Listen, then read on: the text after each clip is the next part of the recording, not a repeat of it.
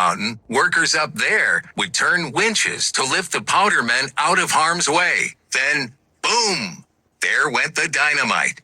As for the carving itself, workers mostly used a honeycomb method. That meant they drilled a bunch of holes very close together in the rock face, weakening it and allowing them to easily carve large chunks away, revealing the sculpture beneath. Workers often collected this honeycomb rock and sold it to tourists eager for a souvenir from the monument's construction. When you're ready, head back to the main path. While everything seemed to be going swimmingly. As the Great Depression swept across America, the workers were happy to have a job, especially one which took worker safety seriously, unlike many public works projects at the time. By 1930, Washington's head was dedicated, serving as proof of concept for the whole design. But then, Gutzon Borglum found himself once again at odds with his employers. In an effort to reduce waste and maximize efficiency, President Franklin D. Roosevelt signed Executive Order 6166. Among other things, this order placed Mount Rushmore under the control of the National Park Service. Borglum couldn't stand feeling like he didn't have control over his own project. He complained constantly of laboring under the watchful eye of the government. Borglum was so vocally resentful of the change that in 1938 he was allowed to return the monument to the control of an appointed commission. And who made most of the appointments? Well, Borglum himself, of course. Sequel to Nick Cage's National Treasure. The film mentions a secret room on Mount Rushmore, hidden behind Lincoln's head. While many things in the film stretch the truth, this part is actually totally true.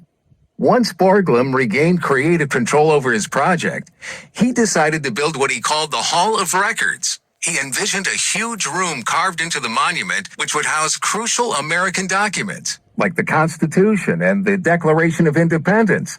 As for the hall's purpose, Borglum said, "You may as well drop a letter into the world's postal service without an address or signature, as to send that carved mountain into history without identification." Once Congress got wind of this, however, they weren't pleased. The money they gave Borglum was supposed to be for the monument itself, not some side project he dreamed up. They threatened to cut funding, and Borglum had to abandon his hopes for the hall.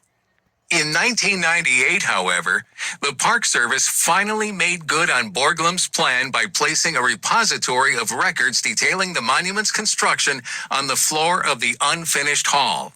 It's not accessible to visitors, but remains for far future generations.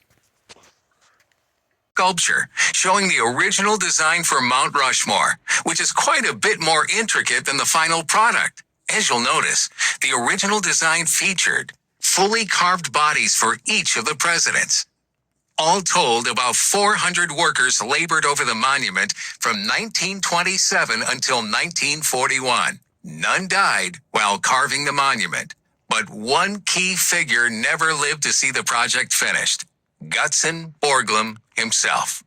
In 1941, as the monument's final dedication was being planned, Borglum suffered complications following a surgery and died. Control over the monument passed to his son Lincoln, but with World War II on America's horizon and funding running dry, Lincoln decided it was best to simply put a few finishing touches on his father's work and call it complete. Work halted on Mount Rushmore on October 31st, 1941. The monument never quite reached Gutzon Borglum's aspirations, but has become a lasting symbol of America nonetheless. Roosevelt said when he dedicated this monument in 1936, "On many occasions, when a new project is presented to you on paper, and then later on you see the accomplishment, you are disappointed. But it is just the opposite of that in what we're looking at now. I had seen the photographs, I had seen the drawings, and I had talked with those who are responsible for this great work, and yet I had no conception until about 10 minutes ago, not only of its magnitude, but of its permanent beauty and of its permanent importance." Side to Mount Rushmore's story. Long before this was Mount Rushmore, it was known by the Lakota people as the Six Grandfathers. It was a sacred place for prayer and devotion. During the mid-1800s, European American settlers began pushing into the Black Hills, driving the Lakota out by force. The Lakota fought back, but were outnumbered and outgunned. In 1868, they signed the Treaty of Fort Laramie, which shrank their territory but guaranteed them exclusive use of the Black Hills. The treaty didn't last long. As soon as settlers discovered gold in the hills, the United States broke the treaty and seized the land. To many Lakota, the construction of Mount Rushmore was merely adding insult to injury. Not only did the monument honor the very people who had helped push them off their land, but its creation involved literally blowing up a sacred mountain with dynamite. Especially when presidents and presidential candidates come to speak here. Perhaps the most famous protest took place in 1970. That was when 20 Native protesters camped out on top of Mount Rushmore itself. They demanded that the United States government honor the Treaty of Fort Laramie and return the Black Hills, including Mount Rushmore, to the Lakota people.